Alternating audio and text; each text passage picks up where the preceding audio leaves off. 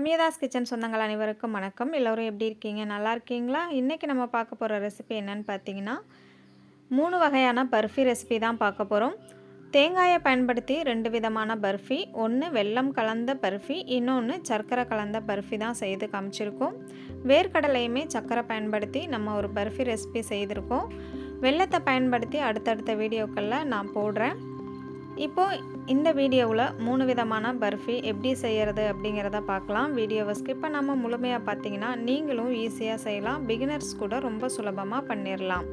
இது பண்ணுறதுக்கு தேங்காவோட மேல் இருக்க அந்த ப்ரௌன் கலரை நம்ம நீக்கி எடுத்துக்கலாம். நீங்கள் தேங்காவை துருவி கூட எடுத்துக்கலாம். நான் இன்றைக்கி கொஞ்சம் அதிகமான குவான்டிட்டியில் செய்ய போகிறதுனால நிறைய தேங்காய் பயன்படுத்தியிருக்கேன். அதோட தோலெல்லாம் நீக்கிட்டு குட்டி குட்டி பீஸாக கட் பண்ணிவிட்டு மிக்ஸி ஜாரில் சேர்த்து நல்லா அரைச்சி எடுத்துக்க போகிறேன். நல்லா ஃபைன் பேஸ்ட்டாக அரைக்கக்கூடாது.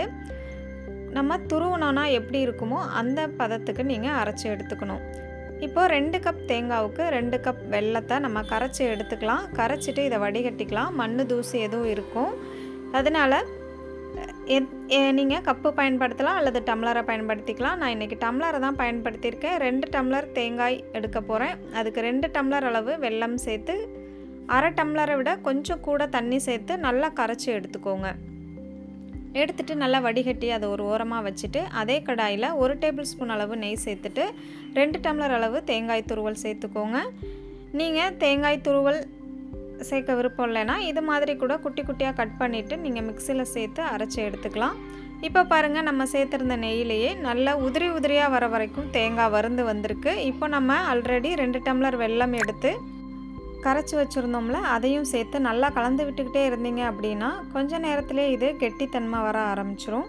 இதில் 1 டேபிள் ஸ்பூன் அளவு மாவை சேர்த்துக்கலாம். அதாவது நான் அரிசி மாவு தான் சேர்த்துருக்கேன். நீங்கள் வறுத்த அரிசி மாவு, வறுக்காதது எது வேணாலும் சேர்க்கலாம். நான் வறுக்காதது தான் சேர்த்துருக்கேன். சேர்த்துட்டு நல்லா இதை கலந்து விட்டுக்கிட்டே இருந்தீங்க அப்படின்னா நல்லா கெட்டித்தன்மையாகி உருண்டு திரண்டு வரும். அதுதான் நமக்கு பக்குவம். ஒருவேளை நீங்கள் பிகினர்ஸாக இருந்தீங்க அப்படின்னா ஒரு கப்பில் தண்ணி எடுத்துக்கோங்க. அதில் கொஞ்சம் போல் இந்த பர்ஃபியை எடுத்து விட்டு பார்த்தீங்க அப்படின்னா கரைஞ்சி போகாது. பர்ஃபெக்டாக வரலை, ரெடியாகி வரலை அப்படின்னா கரைஞ்சி போகும். அதுதான் பக்குவம். இப்போது நீங்கள் நெய் தடவின ஒரு பிளேட்டோ அல்லது ட்ரேவோ எடுத்துக்கோங்க. நான் இன்றைக்கி இந்த முறம் தான் பயன்படுத்தியிருக்கேன். நீங்கள் பிளேட்டு ட்ரே வச்சுருந்தீங்க அப்படின்னா தாராளமாக பயன்படுத்திக்கலாம். நம்ம பர்ஃபி செய்ய ஆரம்பிக்கிறதுக்கு முன்னாடியே நெய் அப்ளை பண்ணி வச்சுக்கோங்க. இப்போது அதை லெவல் படுத்திட்டு மேலே நெய் தடவி நல்ல ஒரு லெவல் படுத்திட்டு முழுமையாக ஆற வச்சுருங்க. இப்போ நம்ம சர்க்கரை சேர்த்து தேங்காய் பர்ஃபி செய்ய போகிறோம். அதுக்கு அதே கடாயில் 1 டேபிள் ஸ்பூன் நெய் சேர்த்துட்டு ஒரு 2 டம்ளர் அளவு தேங்காய் துருவல் சேர்த்துட்டு நல்லா இதை வறுத்துக்கோங்க. நல்லா உதிரி உதிரியாக வரணும். அதுதான் பக்குவம். உதிரி உதிரியாக வந்ததுக்கப்புறம் எந்த டம்ளரில் நீங்கள் தேங்காய் துருவல் எடுத்தீங்களோ அதே டம்ளரில் 2 டம்ளர் அளவு சர்க்கரை சேர்த்துக்கோங்க. சேர்த்துட்டு அதே டம்ளரில் ஒரு அரை டம்ளருக்கும் கூட தண்ணி சேர்த்துக்கோங்க.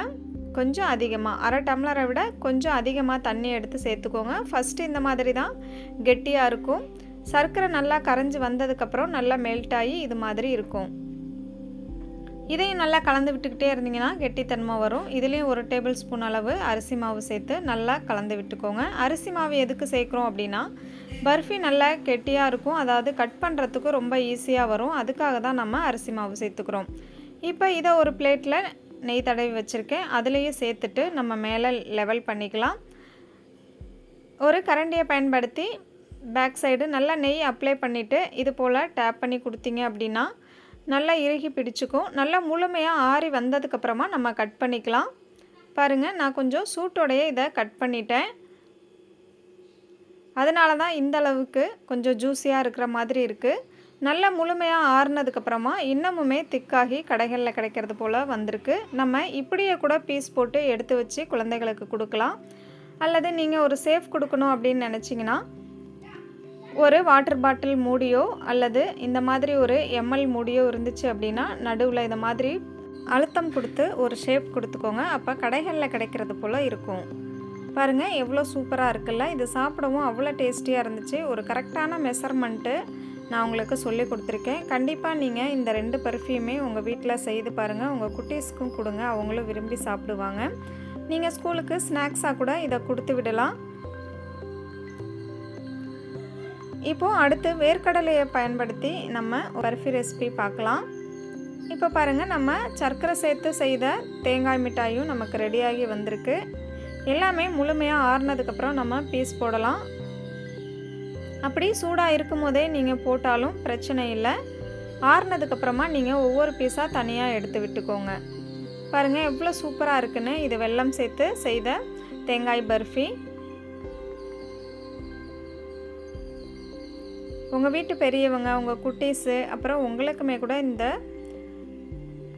தேங்காய் பர்ஃபி ரொம்பவே பிடிக்கும். இதை நம்ம 10 நாள் வரைக்கும் வச்சு கூட ஸ்டோர் பண்ணி குழந்தைங்களுக்கு கொடுக்கலாம், கெட்டு போகாது. நம்ம நல்லா பாக காய்ச்சிட்டு தான் செய்திருக்கோம், அதனால் இது சீக்கிரமாக கெட்டு போகாது. நீங்கள் ஒரு ஏர்டைட்டான பாக்ஸில் போட்டு ஸ்டோர் பண்ணி வச்சு குழந்தைகளுக்கு கொடுக்கலாம். இப்போ வாங்க வேர்க்கடலை பருப்பி எப்படி செய்கிறது அப்படின்னு பார்க்கலாம். நம்ம தேங்காய் துருவல் எந்த டம்ளரில் எடுத்தோமோ அதே டம்ளர் தான் இதுக்கும் பயன்படுத்தியிருக்கேன். 1 டம்ளர் அளவு வேர்க்கடலையை எடுத்து நல்லா இது போல் வறுத்து விட்டுக்கோங்க. ஸ்டவ்வை மீடியம் டு லோ ஃப்ளேமில் வச்சு வறுத்துக்கோங்க.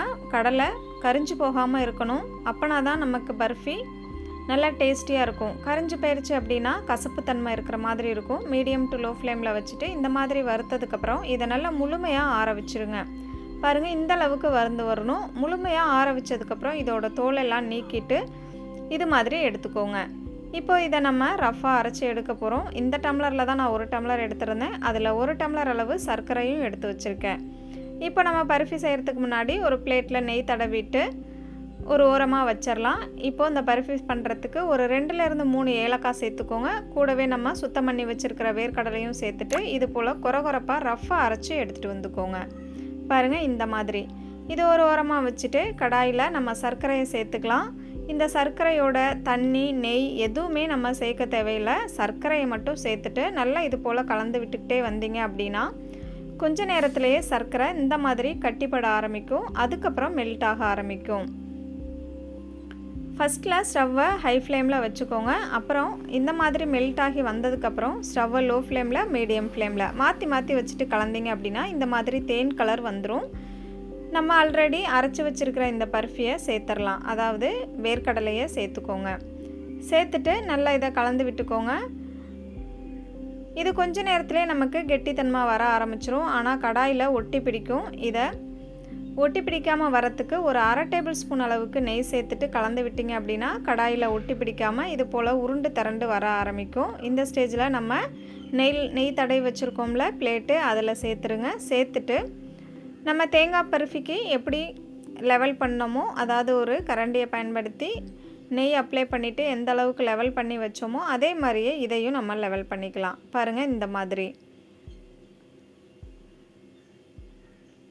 நெய் அப்ளை பண்ணிக்கோங்க. இல்லைன்னா கரண்டியோட பின்பகுதியில் ஒட்டி பிடிச்சிக்கும். அப்போ நமக்கு இந்த லெவல் ஒழுங்காக வராது. ஆனால் இந்த பர்ஃபியை மட்டும் நம்ம பாதி சூடு இருக்கும் போதே ஒரு சேஃப் போட்டு வச்சுக்கணும். நீங்கள் ஸ்கொயர் ஷேப்போ அல்லது ரெக்டாங்கலில் எந்த ஷேப்பில் வேணாலும் நீங்கள் இதை பண்ணிக்கலாம். அதை டைமண்ட் ஷேப்பில் கூட பண்ணிக்கலாம். நான் இன்றைக்கி ஸ்கொயர் ஷேப் தான் பண்ணியிருக்கேன். பாதி சூடு இருக்கும் போதே இந்த மாதிரி போட்டு வச்சுக்கோங்க. அவ்வளோதான். இப்போ பாருங்கள், பிளேட்டை விட்டு நமக்கு ஈஸியாக வந்துடுச்சு. இப்போ நான் உடச்சி எடுத்துட்டேன்.